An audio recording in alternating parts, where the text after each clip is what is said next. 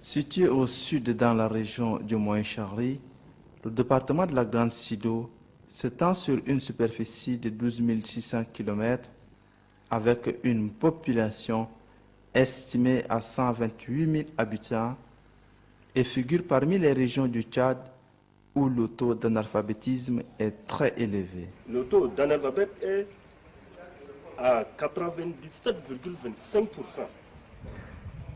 Depuis 2007 jusqu'à nos jours, nous avons alphabétisé au moins 3 910 apprenants dans la sous-préfecture de Maro, de Danimadi et de Sido. En matière d'infrastructures et mobilier scolaire, au école primaire, nous avons 134 salles de classe en dur, ce qui donne une moyenne de 165 élèves par classe à l'école primaire. Pour ce qui est donc du mobilier, nous avons en tout 2767 tables bancs, soit 8301 places assises, pour ce qui donne que 13 465 élèves sont sans place assise. Dans ce processus d'intégration communautaire, les enfants autochtones et réfugiés sont souvent confrontés à des situations qui limitent, voire anéantissent les possibilités d'apprentissage qui devraient leur être offertes. Cela est dû à plusieurs facteurs. Ça se voit à l'œil nu. Nous n'avons pas de bâtiment en dur. Nous avons des sécos. Et puis le bâtiment là-bas, c'est le bâtiment de l'école biblique que nous avons hérité. Entre-temps, on travaillait avec la GTZ. Ils nous avaient demandé de casser la cloison et nous avons dit que bon, comme c'est un bâtiment qui nous a été légué, et si on cassait même la cloison, bon, ça ne va pas durer. Donc c'est resté comme ça. Nous n'avons pas de maison en dur.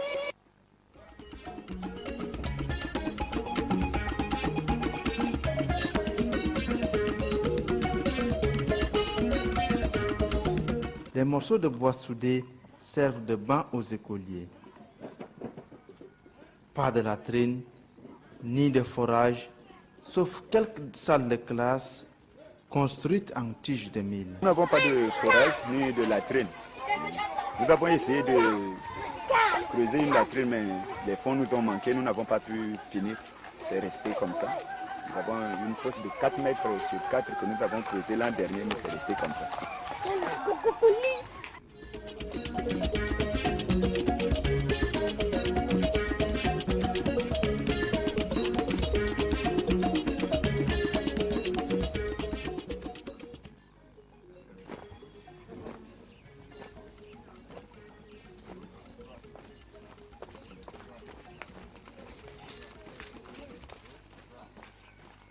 Nous sommes à l'école officielle de Nadjidi. Les élèves entrent en classe. Les salles de classe pléthoriques avec plus de 150 élèves par classe. Les cours commencent tard et finissent tôt.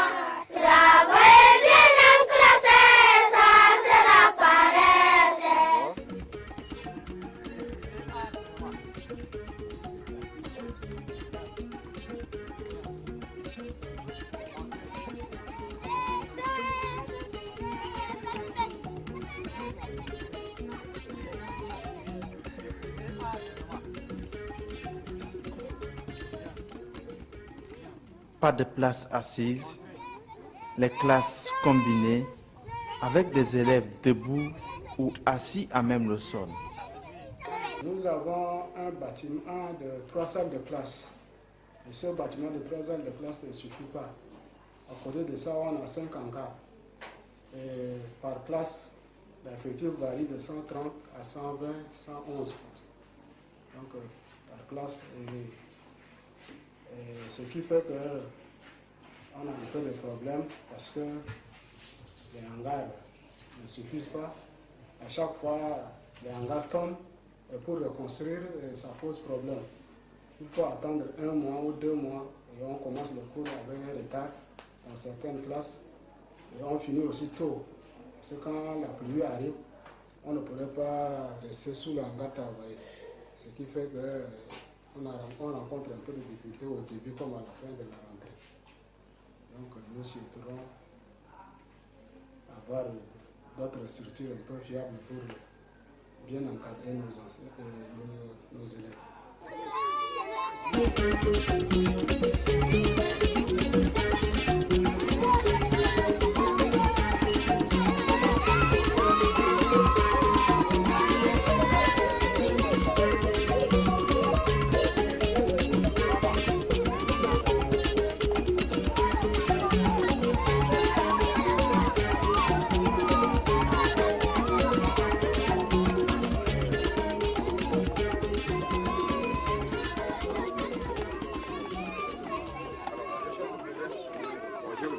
Même problème à l'école Baptiste.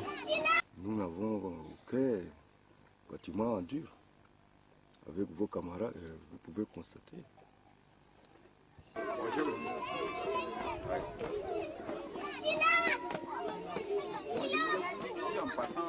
Le manque de points d'eau potable et de latrines dans la plupart des écoles fait que les élèves apportent leur eau dans les petits bidons en classe. En classe, une salle compte 85 élèves, des fois 70, des fois plus des élèves dans chaque classe. Et compte tenu des difficultés, nous devons séparer des classes, mais nous n'avons pas de moyens pour pouvoir séparer les classes. C'est faux ou c'est bien? C'est bien. Tu peux venir au tableau pour nous montrer.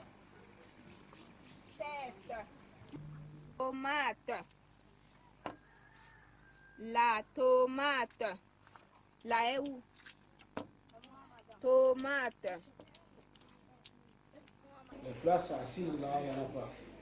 Sauf vu l'effectif que j'ai donné, pour avoir de place, c'est un peu difficile. Certains élèves apportent leur banc de la maison pour s'asseoir. Donc les places assises là sont rares, même dans les bâtiments. Vous voyez, les salles sont conçues pour 60 places. On a 100 quelques.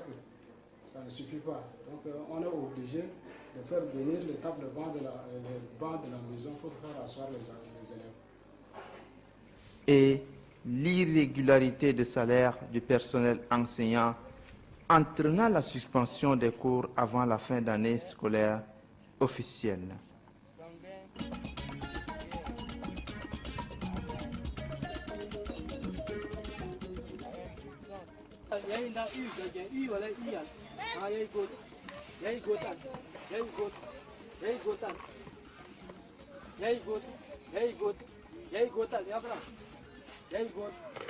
Même problème à l'école Baptiste. Bon, nos problèmes sont énormes puisque à l'œil nu, vous voyez que nous avons presque des hangars qui constituent des salles de classe. Pour même dispenser les cours, les anciens ont des difficultés. Il nous manque largement de mobilier scolaire. Il nous manque aussi une insuffisance de fournitures scolaires et nos bâtiments ne sont pas en dur.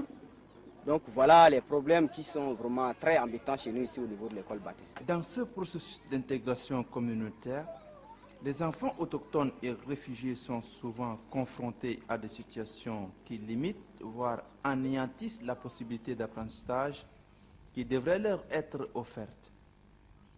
Cela est dû à plusieurs facteurs. L'insuffisance du matériel didactique et des bibliothèques, le manque de points d'eau potable et de latrines dans la plupart des écoles, le manque de moyens pour une réforme profonde des programmes et méthodes d'enseignement devenus obsolètes, la faiblesse du pouvoir d'achat par des parents qui ne peuvent plus soutenir la scolarité de leurs enfants, la mauvaise gestion des ressources de l'école. L'APE a été créé pour soutenir l'école et pour diriger aussi les enseignants. Les sources de revenus, c'est-à-dire que parfois on fait des champs scolaires et on fait aussi des cotisations des parents pour mieux soutenir l'école.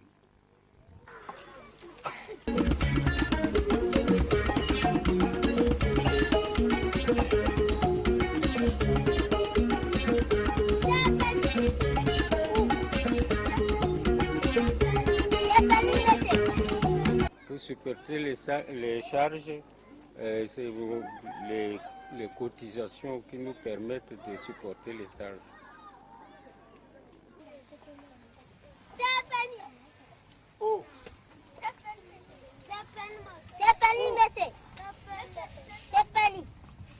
Écrivez, oh, montrez.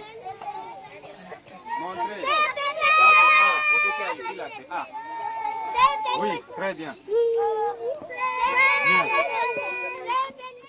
À cela se greffe l'insuffisance du personnel enseignant qualifié, contraignant au recrutement d'enseignants suppléants sans formation pédagogique appelés maîtres communautaires. On a 8 maîtres communautaires et un seul titulaire. Vous voyez, ça pose problème pour l'encadrement de ces enseignants. Parce qu'il faut que le directeur soit déchargé. Mais vu l'effectif, je suis obligé d'intervenir. Ça ne me permet pas vraiment de suivre mes enseignants dans leur classe. Donc il faut que l'État pense un peu à cela pour nous permettre d'encadrer. Et ces enseignants communautaires, il n'y a que 3 seulement qui sont formés, mais les 5 autres là, ils ne sont pas formés. Donc ils ont besoin d'une formation pour mieux encadrer les élèves. Primaire. Joyeux. Les maîtres communautaires sont 5 et il y a un maître qualifié de l'État.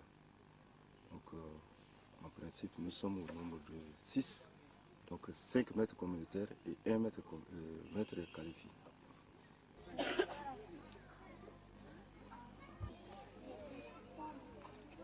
L'éducation des filles est une priorité de l'État. Mais dans certaines écoles, dans la Grande Sido, les filles éprouvent d'énormes difficultés dans le domaine des études. En tant que formatrice et proche des femmes, je vais les aider en les formant et en les amenant à comprendre que la scolarisation des filles est très importante et il faudrait que les femmes s'y mettent. Et je vais leur amener aussi à savoir que éduquer une femme, c'est éduquer toute une nation. Et le pays a vraiment besoin de ces filles pour la construction d'un avenir.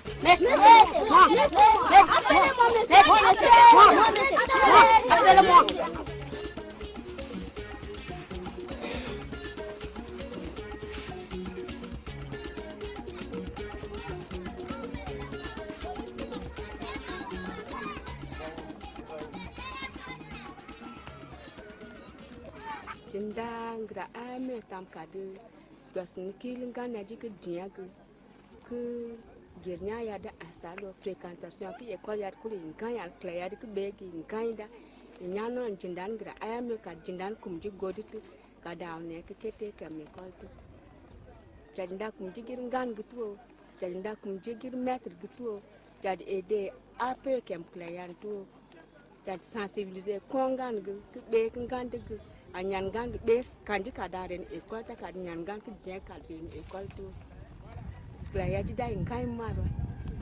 je vais les former concernant les associations des mères d'élèves et ensuite les formations sur les AGR, activités génératrices de revenus, pour les permettre d'appuyer l'école, d'organiser par exemple les tutorats, les cours d'été, les coutures et de suivre ces filles-là pour que d'un moment à l'autre, on sente un changement.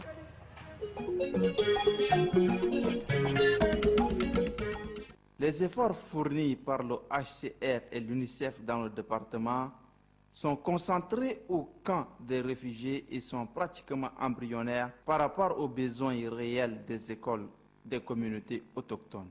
C'est ainsi que le gouvernement tchadien a demandé à la Commission européenne d'intervenir dans la région avec le programme Linking Relief to Rehabilitation in Development, LRRD. Le projet dont nous avons la charge de mettre en œuvre et qui s'intitule Projet de renforcement de l'accès et de la qualité de l'éducation dans la Grande Sido dans un processus d'intégration entre populations autochtones et populations réfugiées est un projet qui est mis en œuvre dans le cadre de ce qu'on appelle le programme LRD. Et le programme LRD, c'est un programme qui met l'accent sur l'intégration des réfugiés, qui met l'accent également sur l'aspect réhabilitation des structures, des infrastructures, et qui met aussi l'accent sur l'aspect développement.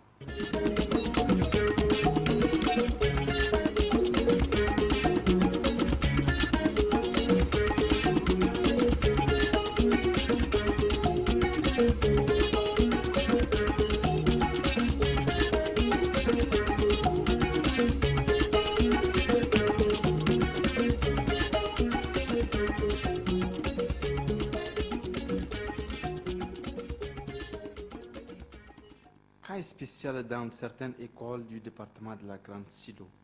Nous sommes à l'école Centre B de Maro. Tous les bâtiments sont en dur, avec des latrines et des forages. Mais la prise en charge des enseignants suppléants reste insatisfaite. Tous nos bâtiments sont en dur. Nous n'avons pas de bâtiments en séco. Nous avons des latrines, nous avons aussi 2 forages. Un forage aménagé et une pompe manuelle. Malheureusement, la pompe manuelle est tombée en panne. Jusqu'à là, ce n'est pas. Nous avons au total 5 mètres communautaires et 3 mètres formés. Même chose pour l'école dans les camps de réfugiés. Tous les bâtiments sont en dur. Un table-banc pour 3 élèves. Mais la prise en charge des maîtres communautaires et l'insalubrité de la latrines restent à désirer. Nous avons 36 salles de classe. On n'a pas eu un bureau administratif. Nous avons utilisé une salle de classe comme bureau administratif. Et pour cette fois-ci, on est en train de fonctionner avec 35 salles de classe.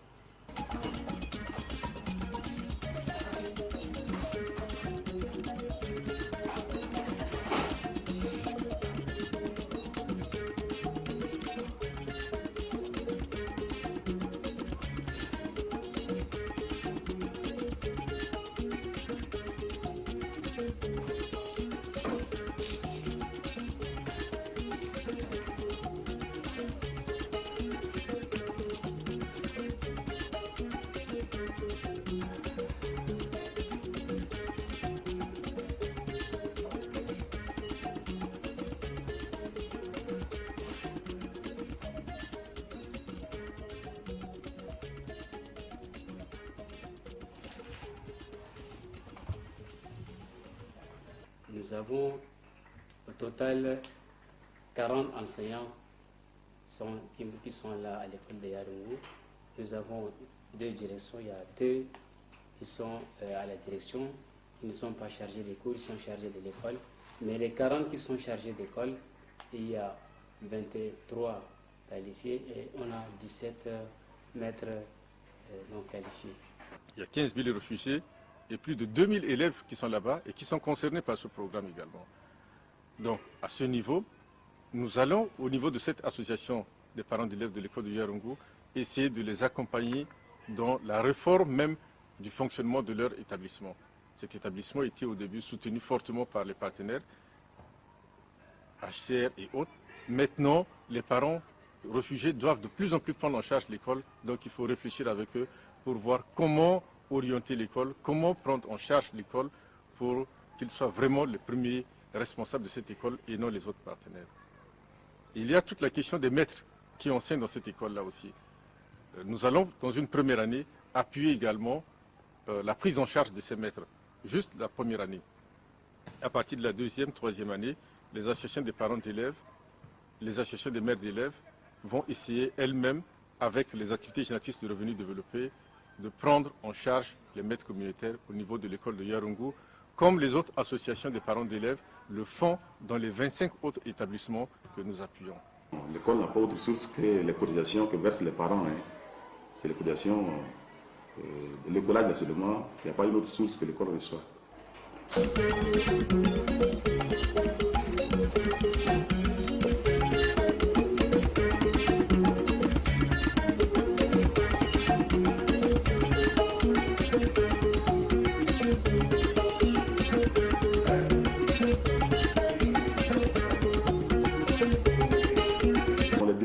C'est surtout les structures d'accueil parce que maintenant, avec l'exposé démographique là, de 300 élèves en 96, on est allé maintenant à 500. Alors, c'est les structures d'accueil qui nous manquent. Les bâtiments sont en nombre insuffisant et les tables bancs même, et même les manuels.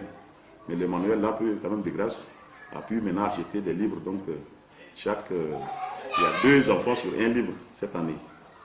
Mais le grand problème reste au niveau de la divulgation des personnes étrangères au mois de cours. Et on est obligé même de construire, de clôturer la cour là avec les bois, mais les gens sont obligés de passer encore entre les bois. C'est comme ça que vous avez vu quelque part, on a initié quand même un petit projet de faire le mur, mais les moyens manquent encore. Donc progressivement, on va essayer de clôturer carrément l'école là en mur pour empêcher les animaux et les personnes étrangères de traverser la cour de l'école aux heures de cours.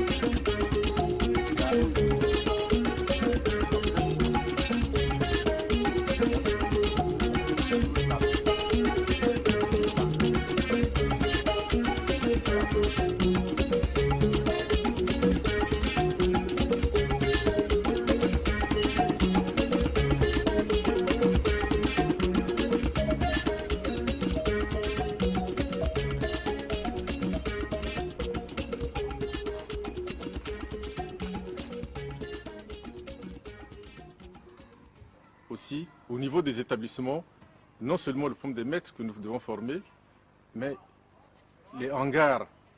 Parce que si vous allez bien dans les établissements, vous allez vous rendre compte, plus de la moitié, les 70% des établissements que nous appuyons, les cours se font sous des hangars en paille.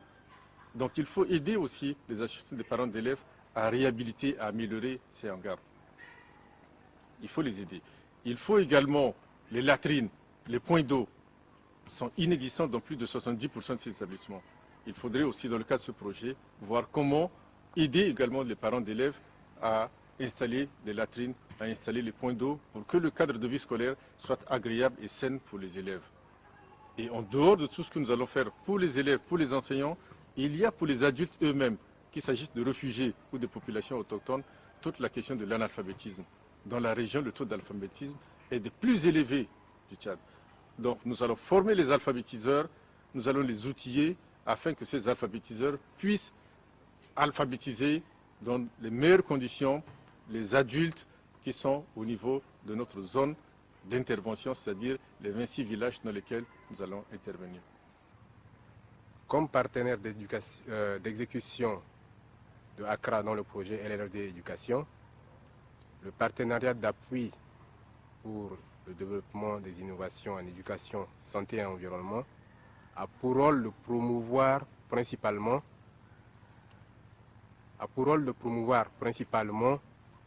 le développement communautaire à travers la thématique éducation et développement. Comme principal axe d'intervention dans le programme LLRD, nous avons donc la formation en gestion et en organisation des associations des parents d'élèves et des mères d'élèves, le suivi de ces mêmes associations, la formation des maîtres communautaires, la formation des animateurs en alphabétisation,